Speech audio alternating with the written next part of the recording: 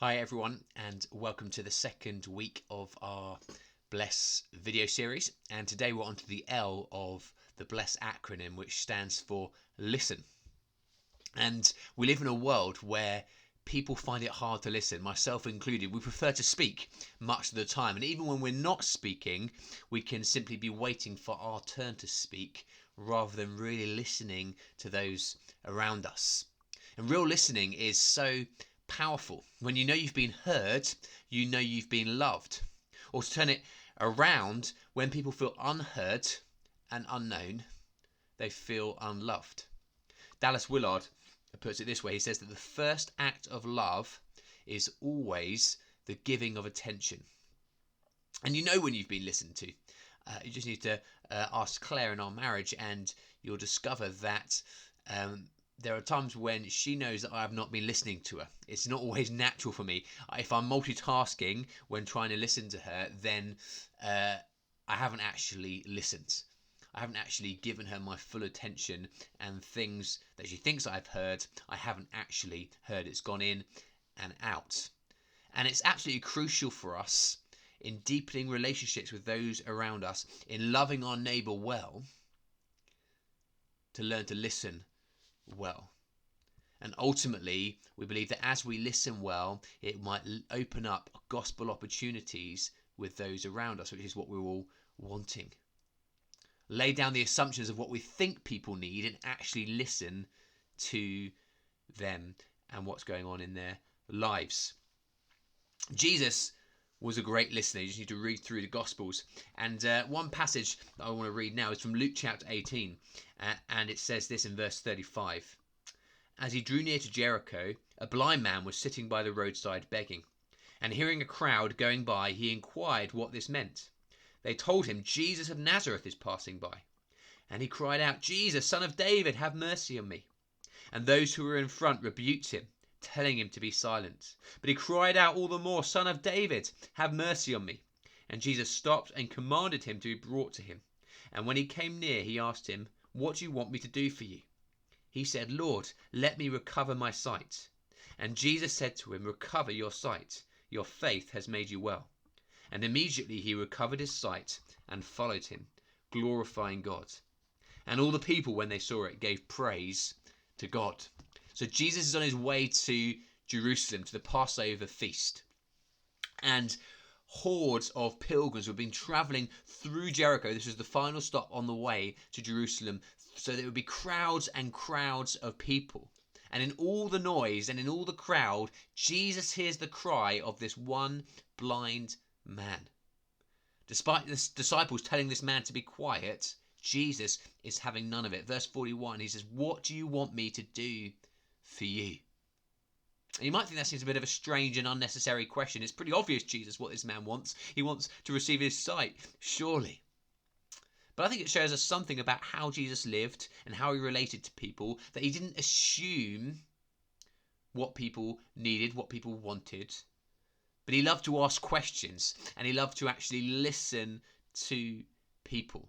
And we're called to become like Jesus. That's a core part of our Christian calling, to be more like Jesus. And that doesn't always mean performing miracles. Jesus did lots of that, and we want to see great miracles. But actually, it also means following Jesus in the way he lived his everyday life. And a big part of that, as you read through the Gospels, was asking questions. He asked lots and lots of questions and listening to those around him. And using that to then speak words which actually speak into that situation, into those people's lives, into the context that he's in. We probably shouldn't go round to all our unbelieving friends and ask them, what do you want me to do for you? We might rephrase it similar in a different sort of way, but simply saying, what do you want me to do for you, may not be the best way in. But we can be listening to how people might answer that question if we did ask them it. And there are other sorts of questions which we'll look at, which will generate similar kinds of answers.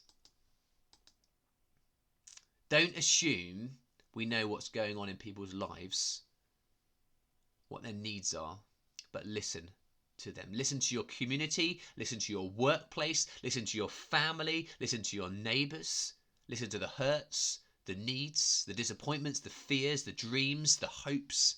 of all of those that God has placed in your life. Asking questions is key to being a good listener.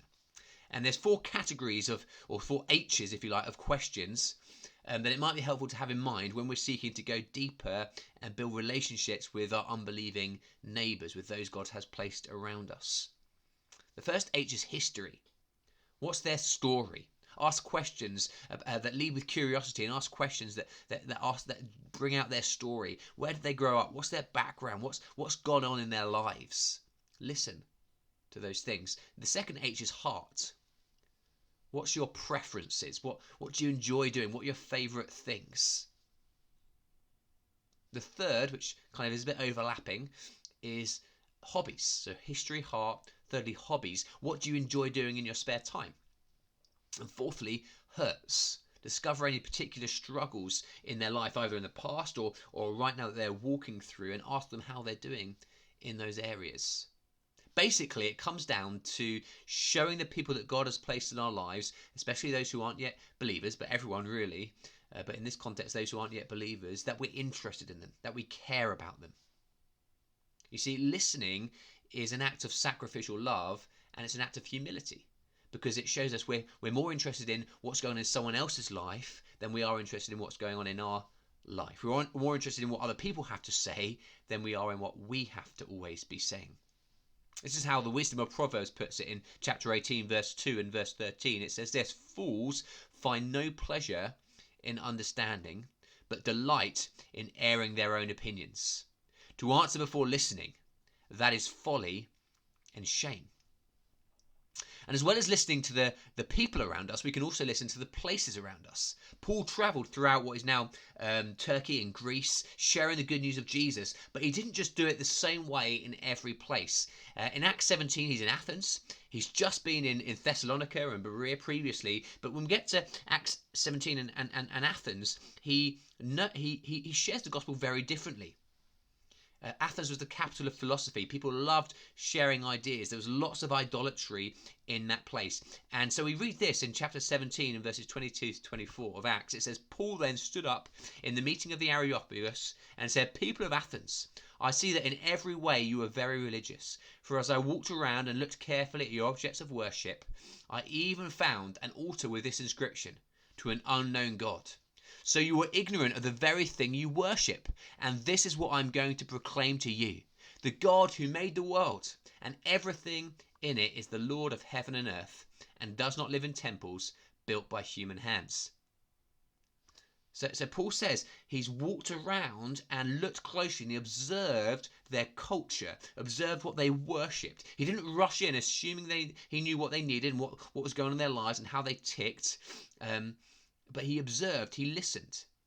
And Paul used that. He used the fact that they worshipped a God who they did not know, and they had all these idols, gods they did not know, to proclaim to them a God they could know. He found a bridge for the gospel into the culture by listening to the place that he was in. And so we also can listen to the people and places around us and find bridges for the gospel that actually connect with them. So we've considered the 4 H's for listening to people, but here are 3 P's that might help us for listening to places and communities that God has placed us in. The first P is pain. What are the challenges and difficulties that exist in our community? For us as a church, we've discovered that mental health is one that we think is a big pain in our community that we want to reach into as a church in these times. Secondly, power. Where are the people and the places of influence in our community? And thirdly, parties. What do people honour and celebrate in our community?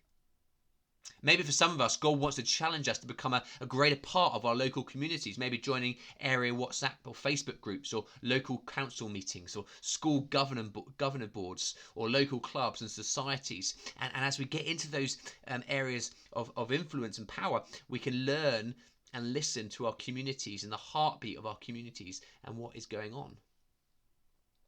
And find bridges to speak into and to love into and to share Jesus into.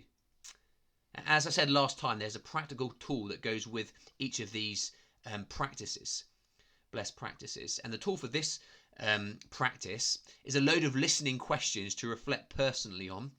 And so you'll see that on an attached PDF with this video. And perhaps keep returning to these questions. So I encourage you to go through those questions. There might be some that you find really helpful. Think it through, and one of the discussion questions for your community group is to help each other reflect and act on some of these listening questions that you'll find attached. And as we close, you might think this all sounds quite simplistic. I mean, begin with prayer and listen.